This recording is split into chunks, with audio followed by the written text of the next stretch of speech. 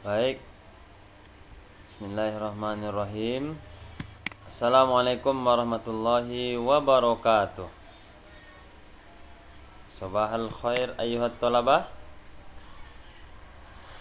Kaifa halukum? Tayyib, alhamdulillah nahnu bi khair. Baik, anak-anak semuanya, pada kesempatan kali ini insyaallah kita akan belajar bahasa Arab pada tahun pembelajaran 2020 sampai 2021. Bersama siapa? Ya, dengan Ustadz Muhammad Taufikur Rahman. Insyaallah Ustadz akan menemani antum pada tahun pelajaran 2020-2021 ini, insyaallah. Baik, pada kali ini, pada mukadimah ini, saya akan menjelaskan beberapa hal yang berkaitan dengan pembelajaran kita selama 1 semester, bahkan sampai 2 semester ke depan. Apa saja yang Ananda harus ketahui dan pahami ketika mempelajari bahasa Arab. Oke, kita pindah ya. Baik, pembelajaran bahasa Arab, apa saja yang harus kita kuasai? Ada 4, setidaknya ada 4. Sama, dalam bahasa Inggris juga seperti itu.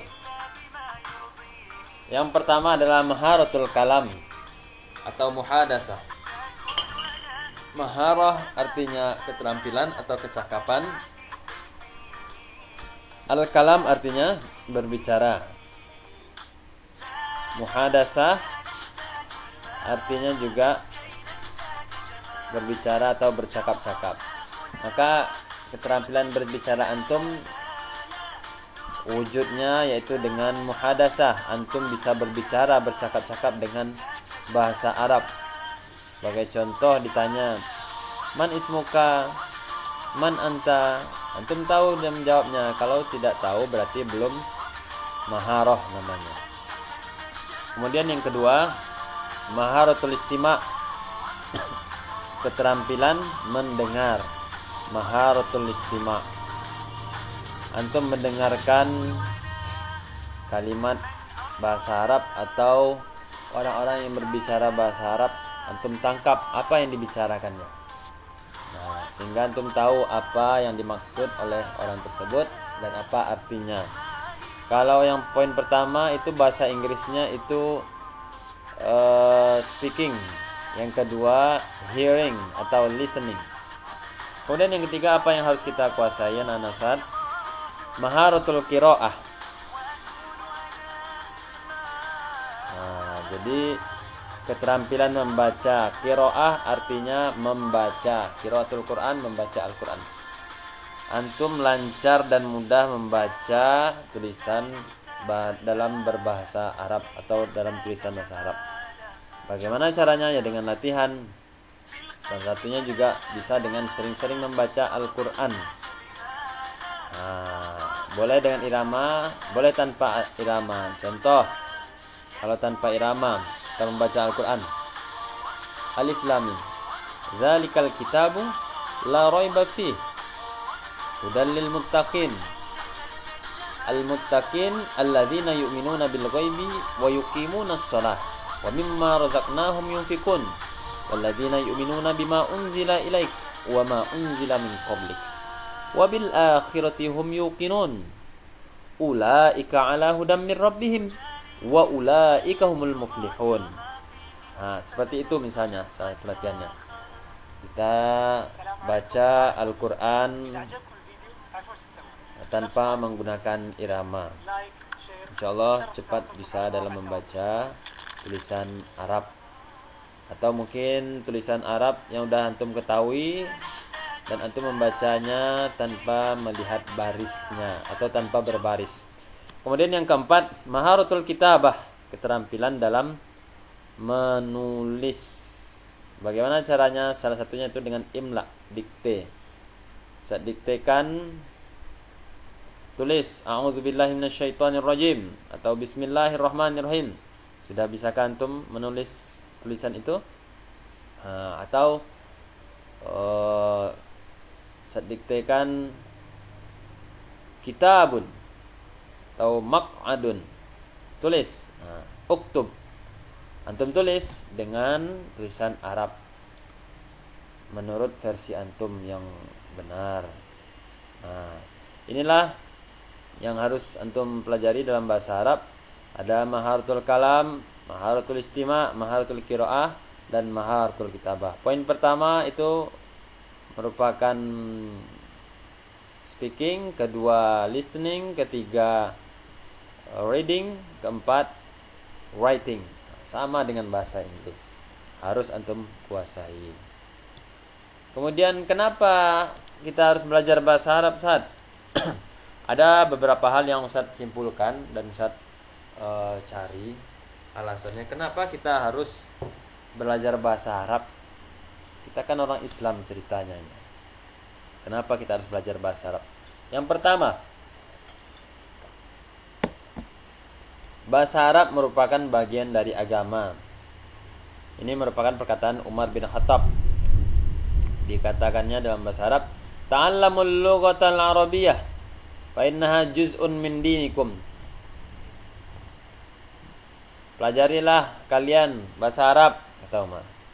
Karena ia merupakan atau mempelajari bahasa Arab itu merupakan bagian dari agama kalian. Kenapa bagian dari agama kita? Nah, salah satunya sumber primer ajaran agama Islam menggunakan bahasa Arab. Sumber primer ini adalah sumber utama, sumber pokok.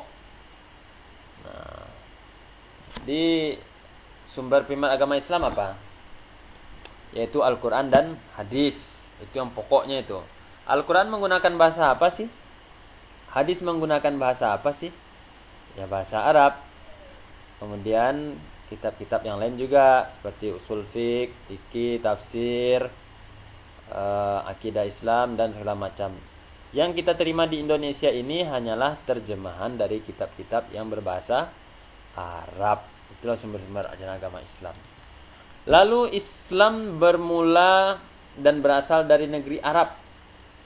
Nah itu tadi saya bilang, Islam bermula dan berasal dari negeri Arab lah, maka dari itu sumber-sumber ajaran Islam berbahasa Arab. Negeri Arab, makanya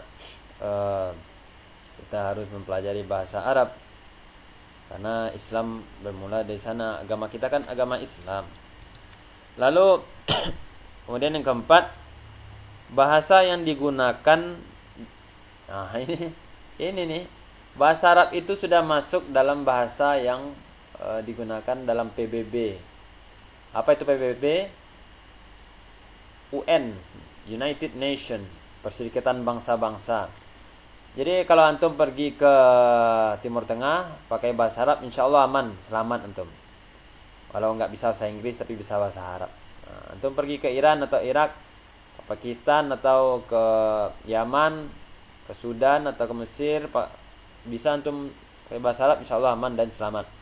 Karena bahasa Arab ini bahasa yang digunakan di dunia dan akhirat. Luar biasa kan?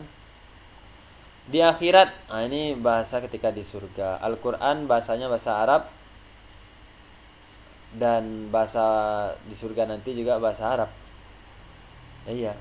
Allah bercakap-cakap dengan hambanya menggunakan bahasa apa? Ya bahasa Arab.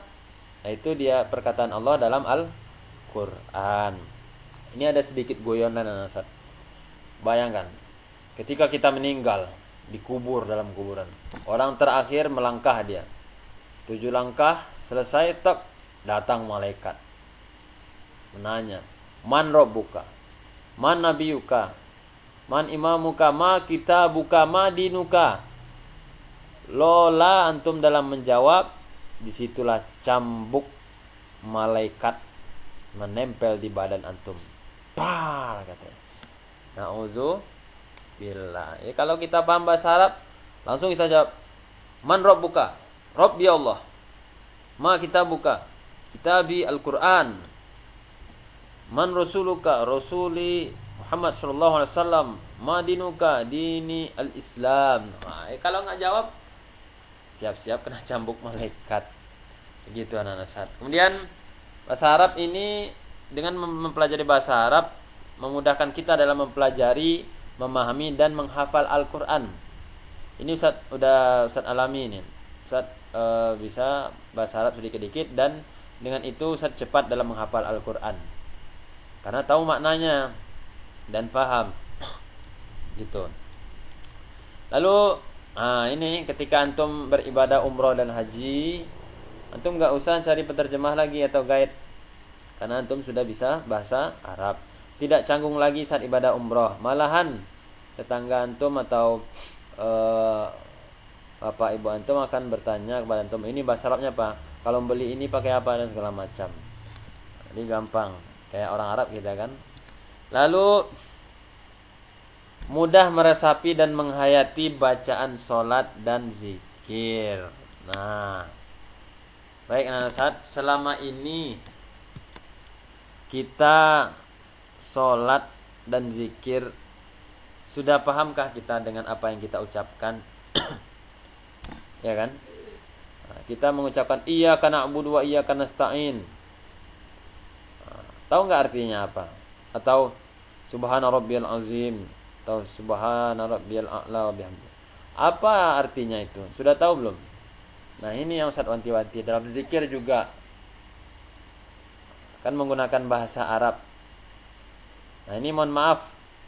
Jadi ibadah kita, sholat dan zikir itu masih selevel seperti burung gagak dan bukan burung gagak, burung kakak tua dan burung beo. Hanya mengucapkan saja tapi tidak tahu maknanya.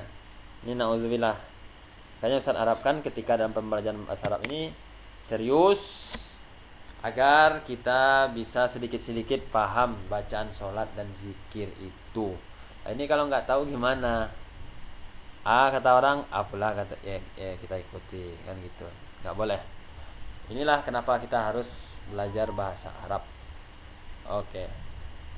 Shadaqallahul azim.